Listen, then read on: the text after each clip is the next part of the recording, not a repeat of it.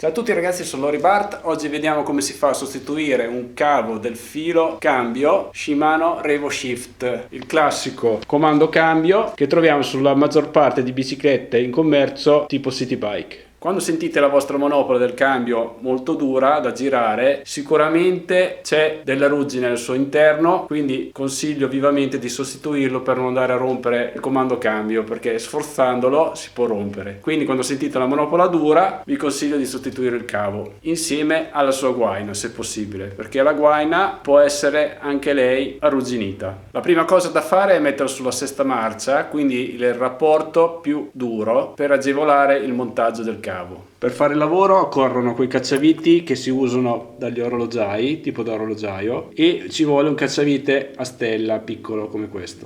Abbiamo due viti da svitare, uno laterale qui in questo punto, lo svitiamo.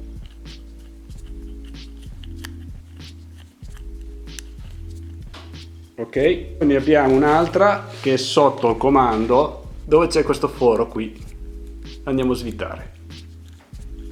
Tolte le due viti andiamo a togliere il coperchio e voilà.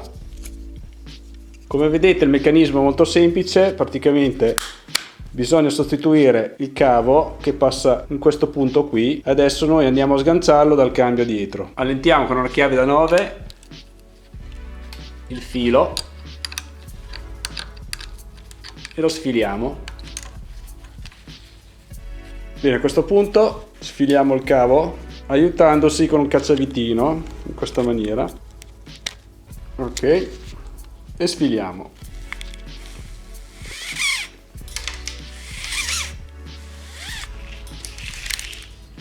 Il cavo che occorre per fare la riparazione è un classico cavo cambio fatto in questo modo.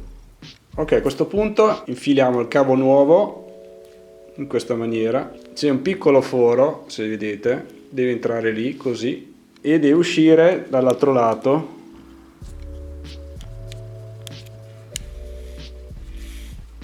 così. Lo tiriamo tutto fino in fondo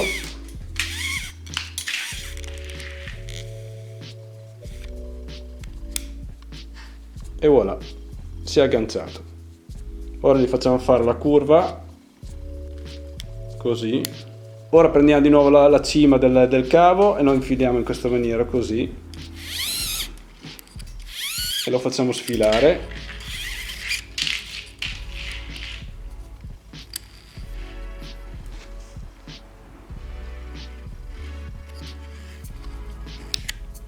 E voilà, si deve incastrare sotto alla guida in questo modo.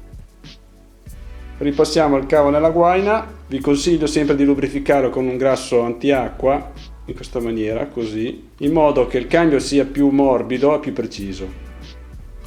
Dato che l'abbiamo smontato, una lubrificatina leggera aiuta la scorrevolezza in questi punti e andiamo a chiudere con il suo coperchio. Ripassiamo il cavo dentro la sua guaina e lo andiamo a fissare di nuovo. Spero di esservi stato d'aiuto anche in questo tutorial. Mi raccomando, scrivete nei messaggi se c'è qualche cosa che non avete capito, vi sarò lieto di rispondervi. Mi raccomando, iscrivetevi al mio canale. Vi ricordo che ogni lunedì e venerdì alle ore 18 esco sempre con un nuovo video, quindi ci vediamo lunedì prossimo con un altro video. Ciao a tutti.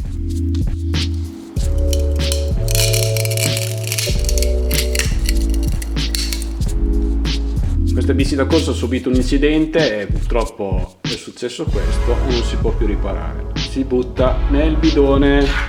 Ciao ciao.